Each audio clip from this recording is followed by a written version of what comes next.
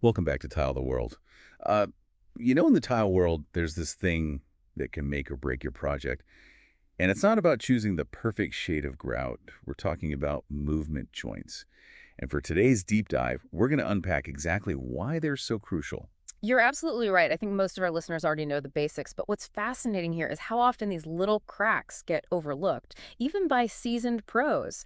We're drawing on some great resources you've shared, like those Tile the World YouTube videos, tealbard.com/tech bulletins, even wisdom from the Tile Council of North America. Yeah, it's like Sal de Blasi said in that video. Could be 6 months, could be a year, could be 3 years before those ignored joints come back to haunt you. What makes this tricky is that everything in a building moves, right? The house settles, temperature swings happen. Exactly. And the real issue is that different materials move at different rates.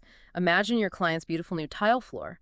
Underneath, the concrete slab is expanding and contracting, maybe even some wood subflooring reacting to humidity.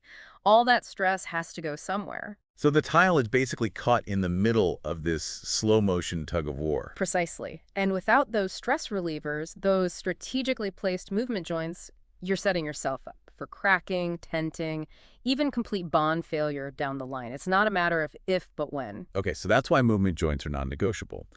But what I find interesting is there are actually several types, right? It's not a one-size-fits-all situation. Absolutely.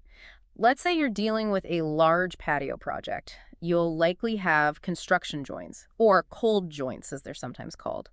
These are formed when the concrete was poured in sections, and they need to be honored in the tile layout. Then you got your contraction joints, those saw cuts in the concrete. Right, sometimes called control joints. Think of them as intentionally weakened spots that encourage the concrete to crack in a controlled way rather than randomly. And of course, we can't forget expansion joints designed to accommodate those bigger shifts, like those caused by temperature fluctuations. And just to round things out, we've got isolation and perimeter joints, right? You got it. Isolation joints are crucial when you're transitioning between tile and other elements that might move differently, like those fireplaces you mentioned earlier, or even door jambs. And those perimeter joints running along the edges of the tiled area give the tile that breathing room it needs, especially against walls. It's like creating these little buffer zones strategically placed throughout the installation. And this leads to a critical point, placement. You can't just randomly throw in a joint wherever you feel like it, right? Exactly. The Tile Council of North America has specific guidelines depending on the type of installation. For exterior projects, you're looking at movement joints every 8 to 12 feet. More frequently if you're using larger format tiles or if the climate is prone to big temperature swings. What about for interior installations? For interior floors, the general rule of thumb is every 25 feet, but again, this can vary. Above ground concrete slabs tend to need joints every 12 feet because they have more deflection. So knowing these guidelines is one thing, but how do we actually get our clients on board with all of this? Let's be honest, movement joints don't exactly scream sexy selling point. Right. But they're the unsung heroes of any successful tile project.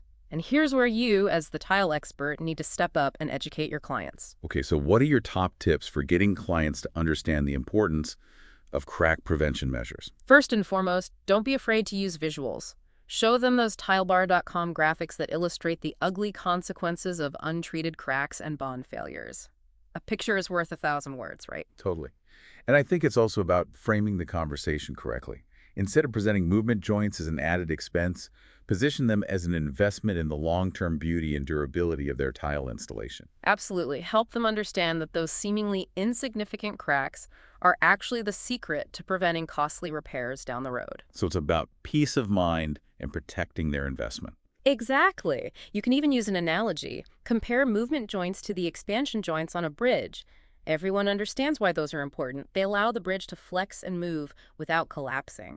That's a great point, and when you explain it that way, it makes perfect sense. Right. It's all about making that connection for them. And don't forget to emphasize that modern sealants come in a wide range of colors, so those movement joints won't be an eyesore. Absolutely. You can get a sealant to match almost any grout color, so there's no need to compromise on aesthetics. This has been incredibly helpful. It's clear that movement joints are not just about following some arbitrary rule. They're about ensuring that your client's tile installation stands the test of time. Exactly. They're about setting your clients up for success and ensuring that their tile looks as beautiful years down the road as it does on day one. You know, one thing that often comes up when we're talking about movement joints is the question of saw cuts. Specifically, what to do when those saw cuts land in a spot that disrupts the tile pattern. Ah, yes. That's a classic tile dilemma. You want to respect those control joints, Wait. but sometimes they end up in the most awkward places, visually speaking. It's all about finding that balance between structural integrity and aesthetics. And thankfully, there's a solution: crack isolation membranes. Okay, so for our listeners who might not be familiar, can you break down how those work? Imagine a thin layer of protection, like a flexible shield between the concrete slab and your tile. That's essentially what a crack isolation membrane does. It allows the concrete to move independently without transferring that stress to the tile above. So it's not about preventing the concrete from cracking, it's about redirecting that movement away from the tile. Exactly. Now, in the Tile Letter article you shared, they specifically talked about using crack isolation membranes to relocate saw-cut joints. If you're using a membrane that's approved for this purpose, you can often shift those joints to the nearest grout line. So you're essentially hiding the movement joint within the grout line, making it much less noticeable. Precisely. It's a great way to maintain that clean, uninterrupted look without compromising the structural integrity of the installation. But here's a crucial point. The farther you move that joint, the more stress you're putting on the membrane. So it's a bit of a balancing act. Exactly. And this is where consulting with the membrane manufacturer is key. They can provide guidance on how far you can safely relocate those joints without voiding any warranties. Always good to have that expert backup. Now, another thing that Tell Letter stressed was the importance of using the right sealant. They were pretty adamant about it, even referencing the ASTM Sealant 1193 standard, which outlines the best practices for movement joint construction. Okay, so decoding that for our listeners, what does that mean in practical terms? It means choosing a sealant that can truly stand up to the demands of a moving tile assembly. You want something that remains permanently flexible, like a high-quality silicone, urethane, or polysulfide product. Because if that sealant hardens over time, you've essentially created a rigid barrier, and that defeats the whole purpose of the movement joint. Right. Think of it this way. If you glue an accordion shut, it can't expand and contract properly. The same principle applies here. That sealant needs to be able to stretch and compress with the movement of the tile without cracking or losing its seal. So high quality, flexible sealant. Check. Now I'm picturing our listeners out there. Sealant in hand, ready to tackle those movement joints. Are there any tips for getting that installation just right? Absolutely. And this is where those tile letter visuals come in handy. They provided some really clear step-by-step instructions. One key takeaway is using a compressible backer rod in the bottom of the joint. Can you explain why that's so important? It serves two main purposes. First, it controls the depth of the sealant, ensuring a nice, consistent bead. And second, it prevents the sealant from bonding to the substrate, which is crucial for allowing that all-important movement. So you want the sealant to adhere to the sides of the tile, creating a strong seal. Yeah. But you don't want it sticking to the bottom of the joint. Exactly. It needs to be able to flex and move with the tile. It's like giving the tile room to breathe. Exactly. Now, it's worth noting that movement joint considerations can vary depending on the type of construction you're working with. Tilladair touched on some interesting points about wood framing versus concrete slabs. Yeah, they emphasize the importance of honoring the movement joints that are already present in the substrate. Right. So if you're dealing with a concrete slab, for example, you need to carry those saw-cut control joints through the tile work, either directly or by using a crack isolation membrane to relocate them. And the same principle applies to wood framing. Because those cement backer boards that are often used over wood studs, they have their own movement joints too. Right. And Tilliter mentioned that for those wider movement joints in backer board installations, it's a good idea to double up the studs to provide extra support for the edges of the boards. Makes sense. It's about ensuring that the backer board is properly supported and can move freely without cracking. And then, of course, you have waterproofing membranes to consider. Tile letters stress the importance of fabric reinforcement at movement joints to help maintain those waterproofing properties even as the tile assembly moves.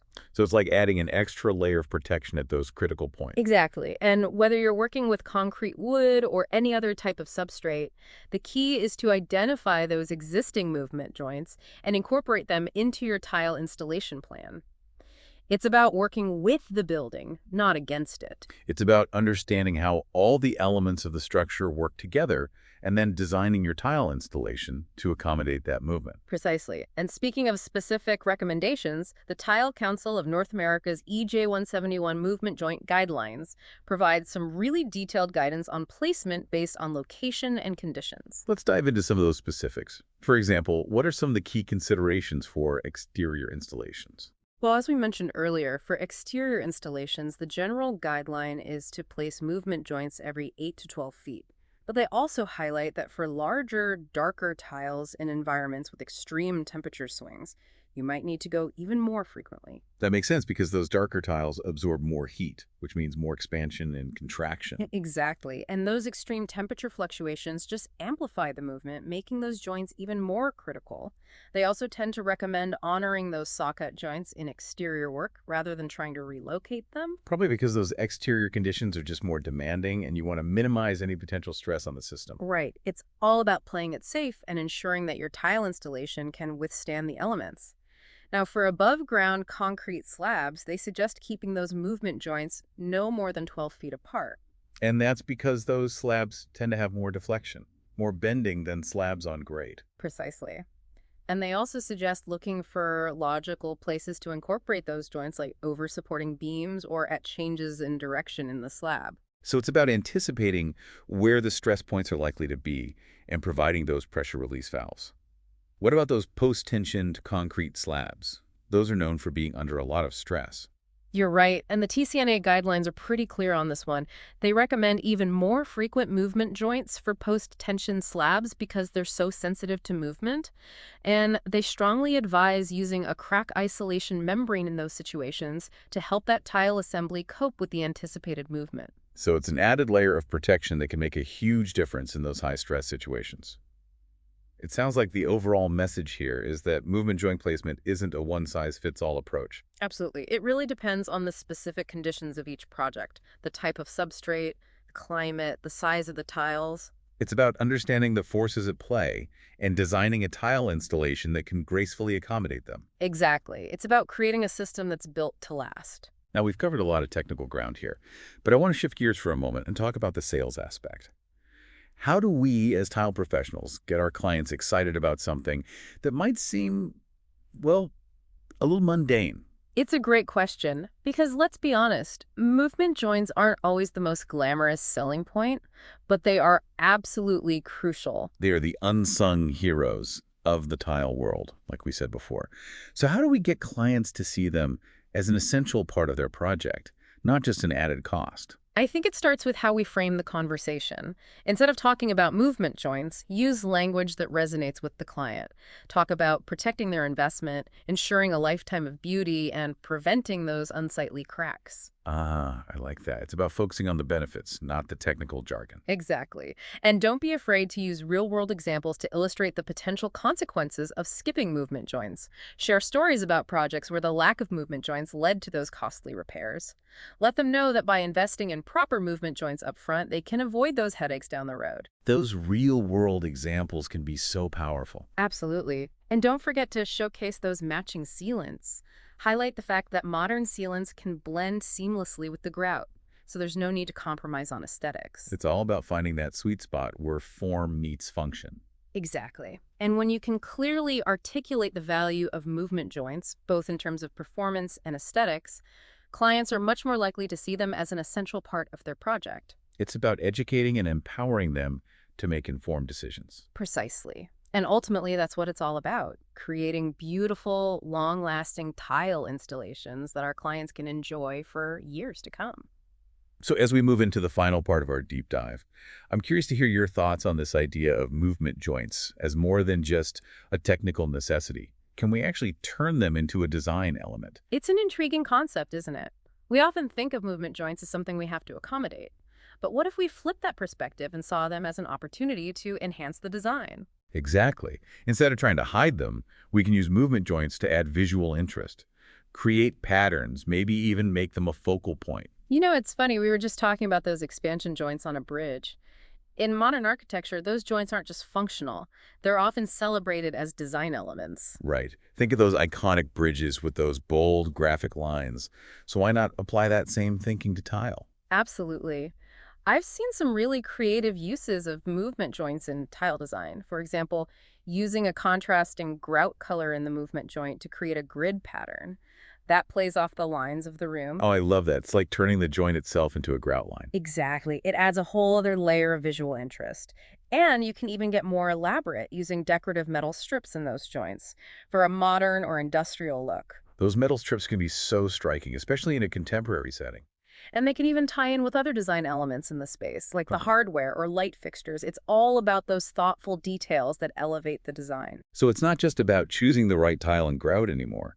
It's about thinking about those movement joints as part of the overall design scheme. Precisely. And when you start thinking that way, it opens up a whole world of possibilities. You can use those joints to guide the eye, create a sense of rhythm, or even highlight certain areas of the installation. It's taking something that was once seen as a purely functional necessity and turning it into an artistic expression. Exactly. It's about embracing those limitations and turning them into opportunities for creativity. And I think that's what makes tile installation such a unique and rewarding craft. It's that blend of technical precision and artistic vision. And when Yeah. you can master both, the results can be truly remarkable. Absolutely. So to all our listeners out there, the next time you're faced with a movement joint, don't just see it as a challenge. See it as a chance to push your creative boundaries and elevate your tile design to a whole new level. Think outside the grid, embrace the crack, and let those movement joints become an integral part of your tile masterpiece.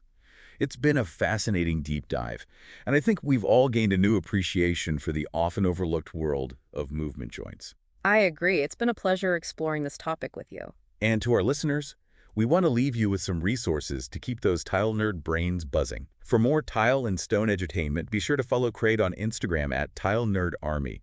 He's got a wealth of knowledge to share. And for all your tile and stone needs, shop tilebar.com. They have a fantastic selection of products, plus those helpful technical bulletins that we've referenced throughout this deep dive. So until next time, happy tiling, everyone.